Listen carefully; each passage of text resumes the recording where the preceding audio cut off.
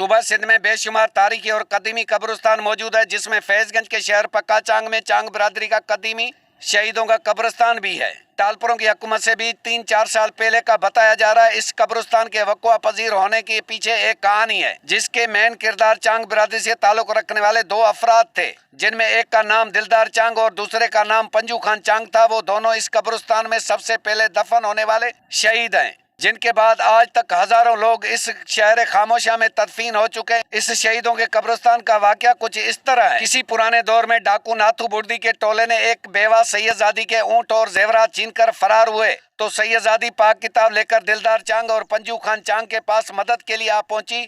दोनों जवानों ने डाकुओं का पीछा किया तो उस कब्रिस्तान वाली जगह पर डाकुओं को आ पहुंचे और डाकुओं के साथ लड़ाई की। लड़ते लड़ते डाकुओं को जान से हलाक कर दिया और खुद शहीद हो गए। शहादत के बाद इस जगह पर दफन किए गए इन शहीदों का पूरा दास्तान चांग बरादरी के नेक मर्द अमन हुसैन चांग और मौजूद शख्सियत उस्ताद गफूर चांग ने बताया कि मक्कली गरोड़ शरीफ और पीर पत्थरों के कब्रिस्तान के आसारों से पक्का चांग के शहीदों का कब्रिस्तान के आसार मिलते हैं। ये कब्रिस्तान जो है शहीदों के नाम पर मौजूद है।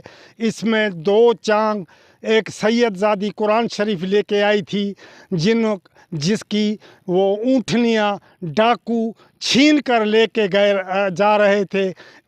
इस जगह पर उन पर ये दिलदार अली और पंजू खान पहुंच गए और डाकुओं को कहा हमसे जंग करो या ऊँटनियाँ छोड़ो, मगर उन्होंने जंग की, जिसमें दिलदार और पंजू खान ने 11 डाकुओं को कत्ल किया और 5 बच गए, जिसमें बाद में पीछे से भी कुछ आदमी आ गए। फिर ये ऊँटनियाँ लेकर जा रहे थे तो उनको पहुंच गए, मगर डाकू भागने में कामयाब हो गए, मगर ऊँटनियाँ उन्होंने रुक गईं और उनको दी गई सैयदजादी को।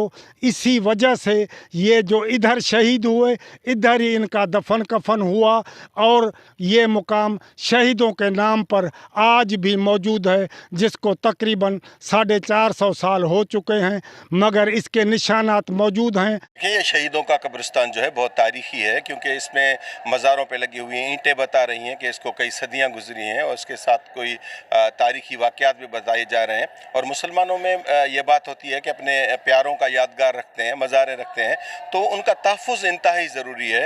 तो यहाँ पे इस तारीखी कब्रिस्तान में कोई उसको तहफ़्फ़ुज़ नहीं, कोई 4 दीवारी नहीं, वहाँ पे पूरा दिन जानवर रहते हैं और वहाँ पे अगर कोई दरख्त वगैरह होता है तो लोग उसको काट लेते हैं, चरवाहे काट लेते हैं। तो ये इंतहाई ज़रूरी है। ये गवर्नमेंट को चाहिए कि इस तारीखी कब्रिस्तान को 4 दीवारी लगाएं, इसको दरवाज़ा हो, और यहाँ पे जो लोग आते हैं अपनी मैयतें लेकर उनके लिए कोई पानी वगैरह का इंतज़ाम नहीं होता। तो ये सारी चीज़ें जो है वो गवर्नमेंट को करनी चाहिए। इस कब्रिस्तान को किसी दौर में कच्ची मिट्टी की दीवार थी, जो आज से कुछ साल पहले बारिशों की वजह से गिर गई। इस वक्त गवर्नमेंट और बाख्तियार का फर्ज है कि इस तारीखी कब्रिस्तान को दीवार बनाकर दी जाए, ताकि कब्रिस्तान में माल मवेशी का आना जाना खत्म हो जाए, कब्रों की बेहुरमती ना हो। कैमरामैन मशहद रजा के साथ इमदाद चांग, सच न्यूज़, फैजगंज।